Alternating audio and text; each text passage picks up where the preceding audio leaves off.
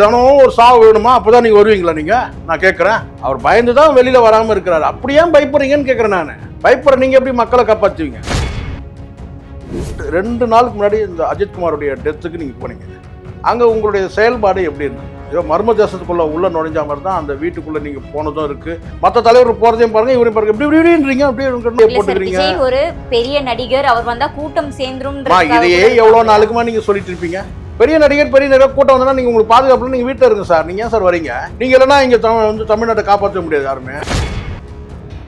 இப்ப இந்த அறிவிப்பு எடப்பாடி என் தலைமைக்கு வாங்கன்னு சொல்லி கூட கூப்பிடுறதா இருக்கலாம்ல. எடப்பாடியே கேட்கிறாங்க, ஒரு 25 பேர் லிஸ்ட் கொடுங்க, விஜய் கிட்ட அதுக்கு மைனஸ் எல்லாம் தருதலைங்களா இருக்கு கட்சியில. எந்த லிஸ்ட் 25 லிஸ்ட் கொடுப்பாரு இவரு? அதுல இருக்க பொதுச் செயலாளர் தருதலை தான். இல்ல கட்சி நிர்வாகிகள் ஒருத்தர் வந்து அடிச்சுக்கிறான், பேச மாட்டீங்க. கட்சி வச்சு சுத்துறானுங்க, அதை பத்தி பேச மாட்டீங்க. அப்ப நீங்க எப்படி மக்களுக்கு வந்து பாதுகாப்பு கட்சி நடத்துறீங்க? எங்க நீங்க மக்களை பாதுகாப்பீங்க? விஜயோட அரசியல் நடவடிக்கை இன்னும் வந்து முழு வீச்சுல கல அரசியலா இல்ல. அப்படியே 26 வரைக்கும் இழுத்துட்டு போலான்னு நினைக்கிறீங்க.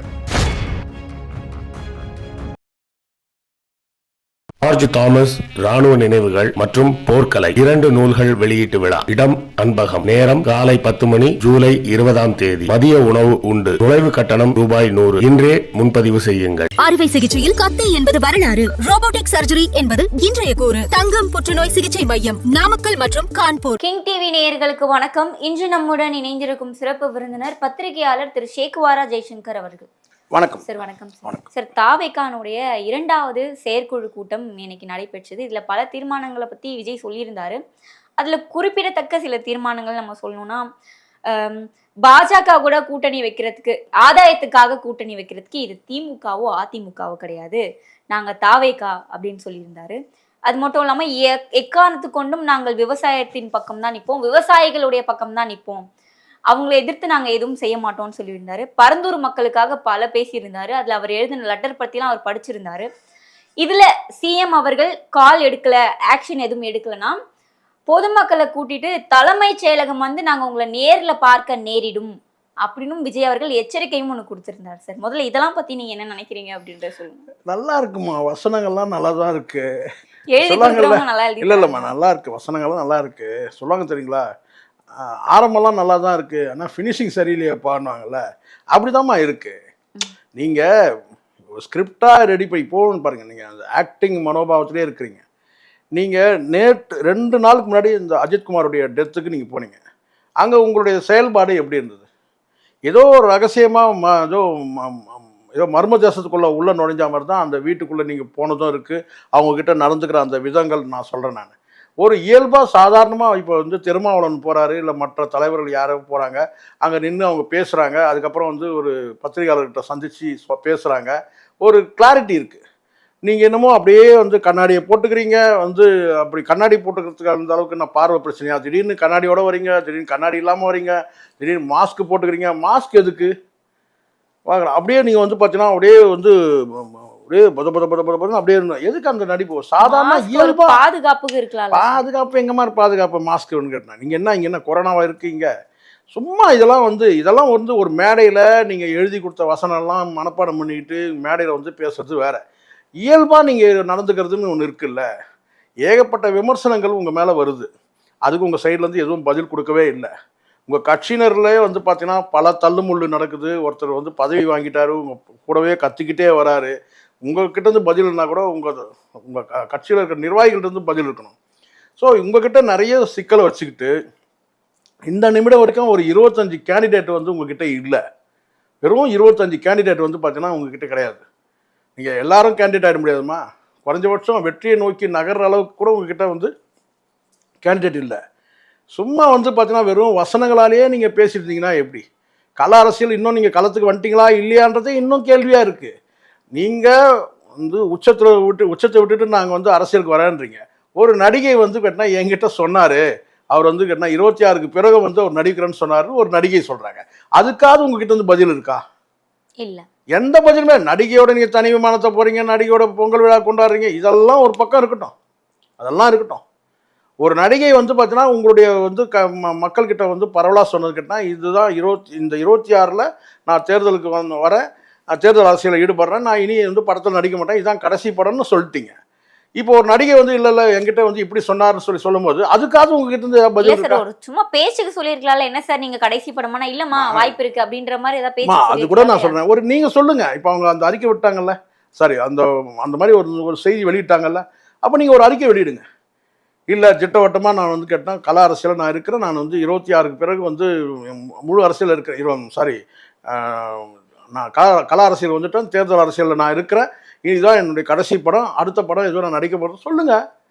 எதுக்கு இப்படி வந்து மக்கள் கிட்ட வந்து கேட்டா வந்து ஒரு அலைப்பாயுதுல்ல. இப்போ இதுக்கே சொல்றாங்க, இந்த அஜித்குமார் அந்த டெத்துக்கு நீங்க போனீங்கல்ல, அதில் வந்து பார்த்தீங்கன்னா ஒருத்தர் சொல்றாங்க, எதுவுமே அவர் வாய் திறந்து பேசவே இல்லைங்க, எதுவுமே பேசவே இல்லை அப்படின்னு இருக்கு. சார் விஜயாவது போனாரு சார், ஆனா சிஎம் அது கூட போலையே சார். அம்மா, இங்கே ஒரு விஷயம் இருக்குமா, நீங்கள் போறீங்க போகலன்றதெல்லாம் ஒரு விஷயம். நீங்கள் முதல்ல வந்து பார்த்தீங்கன்னா வெளிப்படையாக ஒரு மீடியாவை வந்து சந்திச்சு நீங்கள் போகவே இல்லைன்னா கூட பார்த்தீங்கன்னா ஒரு கண்டிச்ச. இப்போ நான் கேட்குறேன், வேல்முருகன் போகவே இல்லை, இன்னும் பல அரசியல் கட்சி தலைவரும் போகலை தான். நீங்கள் போனீங்கன்னா ஒன்றும் போகலனாலும் நீங்கள் ஏன் போகலன்னு கேட்க போகிறது இல்லை, சரிங்களா? நீங்கள் போகலனாலும் கேட்டினா வந்து ஒரு கண்டித்து நீங்கள் வந்து ஒரு 4 மீடியா வர வச்சு நீங்கள் கண்டித்து நீங்கள் அறிக்கை விட்டு கூட நீங்கள் போயிட்டே இருக்கலாம்.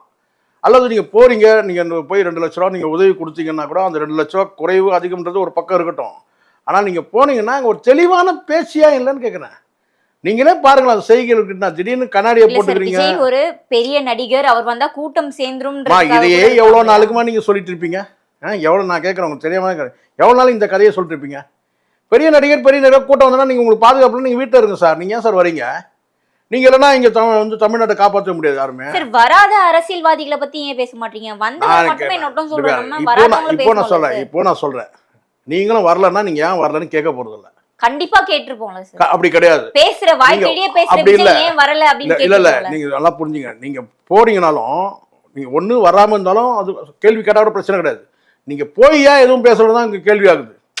இப்போ நீங்க போகவே இல்லைன்னு வச்சுங்களேன், அப்படி கூட நீங்க சொல்லிக்கிறீங்க. நீங்க போகலன்னா கூட கேட்டா விமர்சனம் கேட்டா அது வந்து அஜித்குமார் இறந்துட்டாருங்க, இவருக்கு போகவே இல்லைங்க அங்க அப்படின்னு கூட போனோம். ஆனால் நீங்கள் போய் வந்து பார்த்தீங்கன்னா வந்து ஒரு வார்த்தை கூட ஆறுதல் சொல்கிற வார்த்தையோ சரி, மக்கள்கிட்ட சரி, இல்லை அங்கேருந்தே கூட அரசுக்கு வந்து ஒரு கடுமையான எச்சரிக்கை கொடுத்தா அது எவ்வளோ பெரிய ஒரு ட்ரோல் ஆகும். அங்கேருந்து நேரடியாக நீங்கள் வந்து ஒரு மேடையில் வந்து நீங்கள் அந்த அறிக்கை வர்றதெல்லாம் வேறு, அறிக்கையை படிக்கிறதுலாம் வேறு. அந்த இடத்துல இருந்து அந்த குடும்பம் அந்த வீட்டு வாசல்லேருந்தே நீங்கள் என்ன இந்த வந்து அரசை கண்டிச்சிங்கன்னா அது பார்வை வேற இல்லை. நீங்கள் மொத்தமாகவே நீங்கள் பயப்படுறீங்கல்ல, வெளியே வர்றதுக்கே பயந்தீங்கன்னா எப்படி சார்? நீங்கள் உண்மை அதுதான். நீங்க பயப்பட்டா வெளியே வர மாட்டாங்களா சார் யாருமே? நீங்க பயப்பட்டா வெளியே வரங்க, நீங்க பயந்து தான் வரீங்கன்றது உங்க பார்வையை காட்டுது இல்ல, அவருடைய அந்த மேனரிசம் காட்டுது இல்ல. நீங்க பாருங்களேன் வேணா, அவர் பயந்து தான் வெளியில வராம இருக்கிறாரு. அப்படியே பயப்படுறீங்கன்னு கேட்கறேன் நானு. பயப்படுற நீங்க எப்படி மக்களை காப்பாத்துவீங்க? பாருங்க, நீங்க வேணா பாருங்க அவருடைய நடவடிக்கை. எதுக்காக பயப்படுறாருன்னு நீங்க சொல்றீங்க? அது அவருக்கு தான் தெரியும்.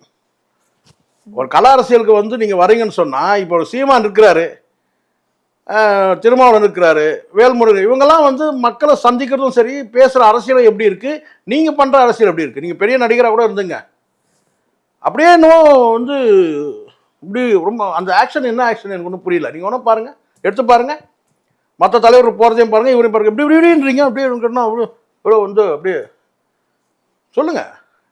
பார்க்க நான் எனக்கு ஒன்றும் கிரிட்டிசைஸ் பண்ணணும்னு நோக்கம் இல்லைம்மா, உங்களுடைய நடவடிக்கை பாருங்கள்.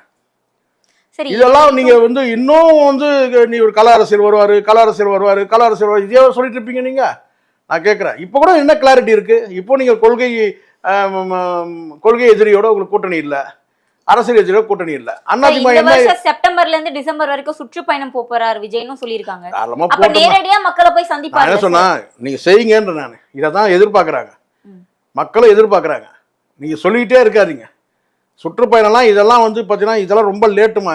கட்சி ஆரம்பித்து 1.5 வருஷம் கிட்டத்தட்ட ஆகுதுன்னு நினைக்கிறேன். 1.5 வருஷம் இப்போ தான் நீங்கள் வந்து சுற்றுப்பயணமே போகிறீங்க. ஏன்னா படங்கள் நடிக்கிறதுல பிஸியாக இருக்காருமா. இதே அப்போ நீங்கள் படத்தை பாருங்கள், எதுக்கு அரசியல் வரீங்க? 1.5 வருஷம் கழிச்சு இப்போ தான் நீங்கள் வந்து மக்களே சந்திக்க போகிறீங்க. இது எதுக்குன்னு கேட்குறேன் நான். இதில் என்னென்ன கூத்து நடக்க போதோ அதை பார்க்க தானே போகிறேன் நம்மளும். நான் பாருங்க, ஒரு விஷயம் நல்ல பல தடவை சொல்லிட்டாங்க, கலா அரசியலுக்கு வாங்க.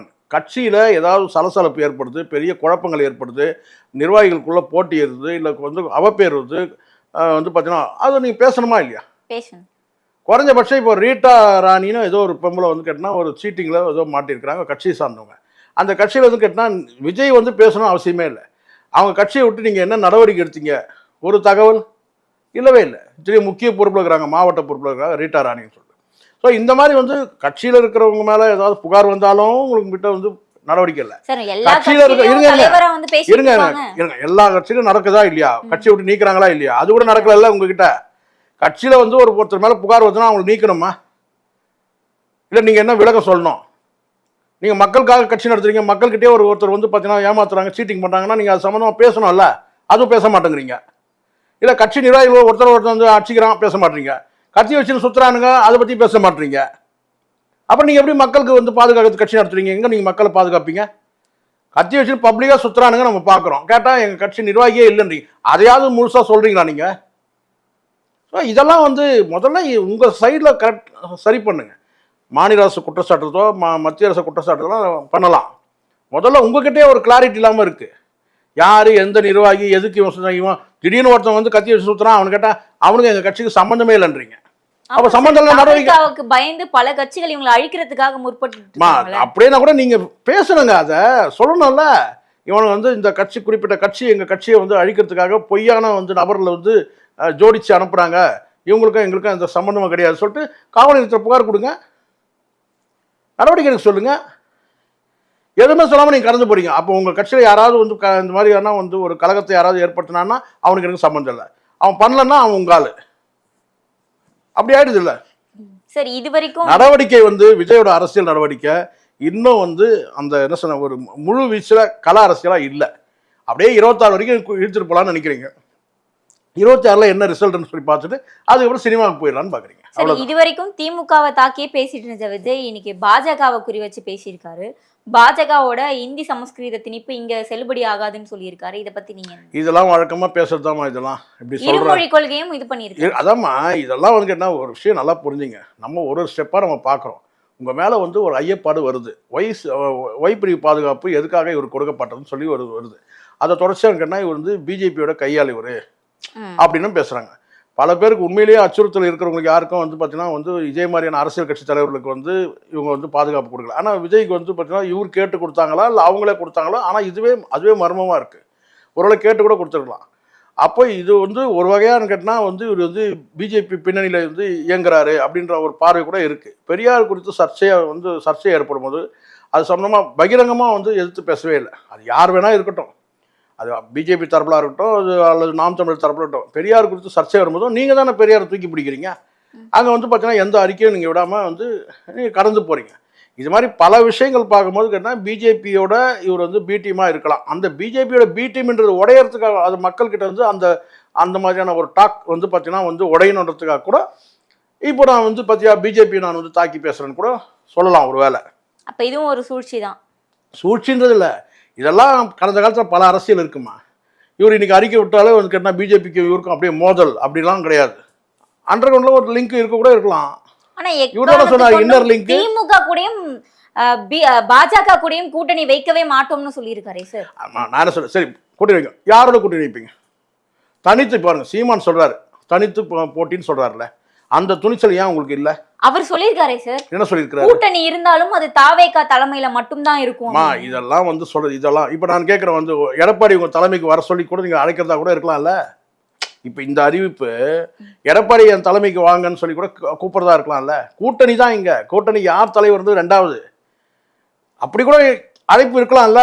நீங்க ஏன் வந்து பகிரங்கமா வந்து திமுக கொள்கை அரசியல் எதிரி சொல்லும் போது அதிமுக ஏன் சொல்ல மாட்டேங்கிறீங்க? இதுலயும் அதிமுகவை அட்டாக் பண்ணி பேசல. புரியுதுங்களா? முடிஞ்சிச்சு, அவ்வளவுதான். நீங்க ஏன் ஒரு இடமா நீங்க பாருங்கம்மா, நீங்க ஏன் ஒரு பிளாங்க் வைக்கிறீங்க? அந்த இடத்துல ஏன் வந்து நீங்க பிளாங்கா வர்றீங்க? அதிமுகன்ற இடத்துல பிளாங்கா விட்டு அதுலயும் நீங்க உங்களுடைய வேஷம் வந்து கலைஞ்சு போச்சு. பலவீனப்படுறீங்களா? டிவிகேவும் ஏடிஎம்கேவும் கூட்டணி வைக்க வாய்ப்புகள் அதிகமா இருக்கு. கண்டிப்பா இருக்கு. ஆனா இந்த பக்கம் ஏடிஎம்கே பிஜேபி கூட கூட்டணி வச்சிருக்காங்களே சார், எப்படி? அது வந்து இது வந்து எல்லாமே இப்போ முடிவான விஷயம் கிடையாது. டிசம்பர் வாக்கில் கலையலாம், என்ன வேணாலும் முடிவெடுக்கலாம். கடைசி நேரத்தில் விஜய் கூட கேட்டால் நாங்கள் வந்து அதிமுக தான் கூட்டணி, நாங்கள் பிஜேபியோட கூட்டணி கிடையாது அப்படின்னு கூட சொல்லலாம். அது அதிமுக கூட வந்து பார்த்தீங்கன்னா வந்து பிஜேபியை காட்டி விடலாம், எது வேணால் நடக்கலாம் வந்து கடைசி நேரத்தில். இதெல்லாம் வந்து தேர்தல் அரசியல் சகஜமான விஷயம். அதனால கேட்டால் எனக்கு இப்போ எத்தனை முறை கரடியாக கத்தினாலும் விஜய் கூட கூட்டணி வர்றதுக்கு யார் தயாராக? இவர் என்ன சொல்லலாம், என் தலைமையில தான் கூட்டணி சொல்றதுல ஒரு ஆரோக்கியம் இருக்கு, ரைட், ஓகே, என்ன என் தலைமையில கூட்டணி அப்படி சொல்லிட்டு. ஆனால் யாராவது மற்ற கட்சிகள் யாராவது சொல்கிறாங்களா நாங்கள் விஜய் தலைமைக்கு நாங்கள் போகிறோன்னு சொல்லிட்டு? இது வரைக்கும் ஒரு கட்சி கூட கிடையாதுல்ல. அதிமுகவோட வந்து பிஜேபி இருக்குது, மற்ற கட்சிகள் இருக்குது.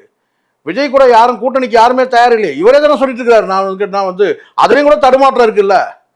உங்கள் தலைமையில் கூட்டணி சொல்ல கேட்டால் நீங்கள் அதிமுக திமுக ரெண்டையும் ஒரே கோட்டில் சார் நீங்கள் பார்க்கணும். ரெண்டுமே ஊழல் கட்சிகள், ரெண்டுமே லாக்அப் டெத் நடத்தின கட்சிகள். அப்புறம் நிர்வாகம் அப்படிதானே. திமுக நிர்வாகத்திலையும் திமுக அரசு நிர்வாகத்திலையும் லாக்அப் டெத் நடந்திருக்கு. அதிமுக அரசு நிர்வாகத்திலும் லாக்அப் டெத் நடந்திருக்கு. ஒருவேளை இங்கேயும் ஊழல் நடந்திருக்கு. அங்கேயும் பேச்சுவார்த்தை போயிட்டு இருக்கிறதுனால பேசலையோ? இல்ல ஒருவேளை ஏடிஎம்கே கூட கூட்டணி பேச்சுவார்த்தை போயிட்டு இருக்கிறதுனால பேசலையோ? பேச்சுவார்த்தை ஆல்ரெடி நடந்துட்டு இருக்குமா. முதல்ல கேண்டிடேட்டே இல்லையம்மா அவங்ககிட்ட. எடப்பாடியே கேட்கறாங்க, ஒரு 25 பேர் லிஸ்ட் கொடுங்க, யாரெல்லாம் வந்து வெற்றி வாய்ப்பு உள்ளவங்க லிஸ்ட் கொடுங்கன்னு கேட்டா விஜய் கிட்ட அதுக்கு மைனஸ். எல்லாம் தருதலைங்களா இருக்கு கட்சியில. எந்த லிஸ்ட் 25 லிஸ்ட் கொடுப்பாரு இவரு? நான் கேட்கிறேன். விஜய் கட்சியில் இருக்கலாம் எல்லாம் வந்து பார்த்தீங்கன்னா தருதலைங்களா வச்சுக்கிட்டு வந்து பார்த்தீங்கன்னா வந்து அதில் இருக்க பொதுச் செயலாளர் தருதலை தான். நான் ஒப்பனா சொல்லுவேன். நான் கட்சியில் இப்போ எடப்பாடியே கேட்குறாங்க, ஒரு 25 பேர் உள்ள லிஸ்ட்டை கொடுங்கன்னு கேட்குறாராம். 25 சீட்டு கொடுக்குறான். 25 பேர் வந்து ஜெயிக்கிற நபர்களை கொடுங்கன்னு சொல்லி கேட்குறாரு. இப்போ டிஎம்கேல கேட்பாங்களம்மா. இப்போ அண்ணன் திருமாவளவன் கிட்ட கேட்குறாங்க, நீங்கள் வந்து 10 சீட்டு கேட்குறீங்களா, 10 பேர் வந்து யாரெல்லாம் கேண்டிடேட் ஜெயிக்கிற உங்கள் கேண்டிடேட் கொடுங்கன்னு கேட்டாங்கன்னா இவர் 10 பேர் எழுதி கொடுப்பார்.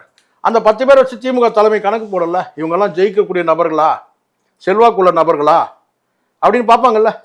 அதே மாதிரி வைகோவா இருக்கட்டும், இல்லை மற்றவர்களுக்கு யாராவது எந்த கட்சி கம்யூனிஸ்டா கூட இருக்கட்டும், இவங்கெல்லாம் சீட்டு கொடுத்தா இந்த பகுதியில் இவங்களுக்கு செல்வாக்கு இருக்கா, ஜெயிப்பாங்களான்னு பார்ப்போம். அதுதானே வந்து தலைமைக்கு கூட்டணிக்கான வந்து பார்த்தீங்கன்னா வந்து அறிவுபூர்வமான தலைமைன்றது அர்த்தமாகும். அந்த மாதிரி தான் கிட்ட எடப்பாடியும் கேட்குறாருல, நீங்க 25 சீட்டுக்கு கொடுக்குறாங்க, 25 பேர் வந்து பார்த்தீங்கன்னா வந்து லிஸ்ட்டை கொடுங்கன்னு சொன்னா 25 பேருக்கு ஆள் இல்லைன்னு சொல்றீங்களா? 25 பேருக்கு ஆள் கிடையாதுமாங்க. நீங்க சீட்டு வாங்குறது பேச ஜெயிக்கணும்ல. அங்க நீங்க நினைக்கிறீங்களா வந்து விஜய் வந்து பார்த்தீங்கன்னா வந்து 25 தொகுதியில் விஜய் நின்னாருன்னா ஓட்டு வாங்குவார். 25 தொகுதியில் நிற்கணும் விஜய். விஜய் நிற்க வைக்கிறவங்களாம் ஜெயிச்சிருவாங்கலாம் நீங்க நினைக்காதீங்க. ஆனா விஜய் ஜெயிக்க வாய்ப்பு இருக்கு. விஜய் ஜெயிக்கிறது வாய்ப்பு இருக்கு. விஜய் எந்த வந்து 234 தொகுதியில் எந்த தொகுதியில் நின்னாலும் வந்து பார்த்தீங்கன்னா விஜய் ஜெயிச்சிருவார், அது கன்ஃபார்ம். ஆனா விஜய் நிக்க வைக்கிறவங்களாம் ஜெயிப்பாங்கன்னா அதெல்லாம் சும்மா, அது கேள்விக்குரிய. அது வந்து அவருக்கே தெரியும், விஜய்க்கே தெரியும். சரி, என்னுடைய இறுதியான கேள்வி, 2026 சட்டசபை தேர்தலில் முதல் அமைச்சர் வேட்பாளர் விஜய் அவர்கள் அப்படின்னு அனௌன்ஸ் பண்ணியிருக்காங்க. இது தெரிஞ்சதுதான். இத பத்தி என்ன புசியாரம் சொல்லணும்னு எதிர்பார்த்தீங்களா என்ன? இல்ல சார், இத பத்தி உங்க கருத்து என்ன? நிறைவா தெரிஞ்சுதாம்மா வரட்டுமா. நமக்கு அதுல நமக்கு வந்து அதுல வந்து எந்த இதுவும் கிடையாது. தாராளமா ஒரு முதலமைச்சர் கூட ஆகட்டும். முதலமைச்சர் ஆகிறதுக்கு முன்னாடி நீங்க கல அரசியலுக்கு வாங்க சார். நீங்க சும்மா டெய்லியா கேட்டுட்டு இருப்பாங்க. இப்போ உங்களுக்கு வந்து எப்ப தினம் ஒரு சாவு வேணுமா, அப்பதான் நீங்க வருவீங்களா? நீங்க நான் கேட்கறேன், அப்பதான் தினம் ஒரு சாவு வேணும், அப்பதான் நீங்க வருவீங்க. பரந்தூருக்கு வந்தாரு, இதெல்லாம் சும்மா இந்த கதையெல்லாம் விட்டுட்டு கூடாது. பரந்தூர் வந்துட்டாருன்ட்டு சும்மா இதெல்லாம் இதுவா, இது டூரா? இது மே மாசம் வந்து வெக்கேஷனுக்கு வந்துட்டாருன்னு சொல்லுவாங்க, டூர் வந்து. பரந்தூர் மக்களுக்காக அவ்வளவு பேசியிருக்காரு. நீங்க தினம் கல அரசியல் பேசுங்கம்மா, தினம் வந்து அரசியல் பேசுங்க. அன்றாட அரசியல் இங்க இருக்கு. நேத்து ஒரு பிரச்சனை, இன்னைக்கு ஒரு பிரச்சனை, நாளைக்கு ஒரு பிரச்சனை. ஆகஸ்ட்ல தாவேகாவோட மாநில மாநாடு வருது, அப்ப பேச வாய்ப்பு இருக்குல்ல சார் நிறைய? நம்ம நிலைமை எப்படி இருப்பார் சார்? அப்போவாது நீங்க பேசுவீங்களா? நீங்க பரிதாபமா இருக்கு நீங்க கேட்கும்போது. அப்போவாது பேசுவாரா, இப்போவாது பேசுவாரா? அப்போது அவர் மீது ஒரு குற்றச்சாட்டு இருக்குதுமா. அந்த குற்றச்சாட்டுக்கே அவர் பதில் அளிக்காத மனிதர். மற்ற விஷயங்களை பத்தி அவர் ஏன் கவலைப்படுவாரு? அவர் மேல வந்து வைக்கப்படுற குற்றச்சாட்டுக்கு அவரு இல்ல, அந்த கட்சியில சார்ந்தவங்களே பேச மாட்டேங்கிறான். இல்ல சார், அது உண்மை இல்லைன்னு போது அது பேசி பயன் இல்ல. அப்படி கிடையாது. உண்மையிலாம் வந்து பார்த்தீங்கன்னா கண்டிக்கணும். உண்மையினாலும் கண்டிக்கணும். அதை அரசியல் ரீதியா ஒரு மேல ஒரு குற்றச்சாட்டு வைக்கணும். அவங்க சொல்றாங்க 6 மணிக்கு மேல அவர் வந்து பார்த்தீங்கன்னா வந்து வீட்டை விட்டு வெளியே வர மாட்டாரு அப்படின்னு சொல்லி பேசுறாங்க. அப்ப நீங்க அது வந்து பார்த்தீங்கன்னா அதை மறுக்கணும்ல. அதை நீங்க சொல்றேன் நான். இப்போ நீங்க ஒரு நாள் திடீர்னு ஒரு நாள் வருது, அது வேற.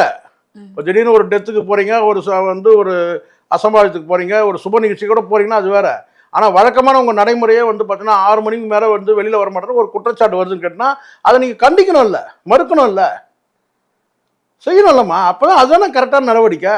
உங்க கட்சியை சார்ந்தவங்க கூட வந்து பார்த்தீங்கன்னா வந்து அதை மறுக்க மாட்டாங்கல்ல.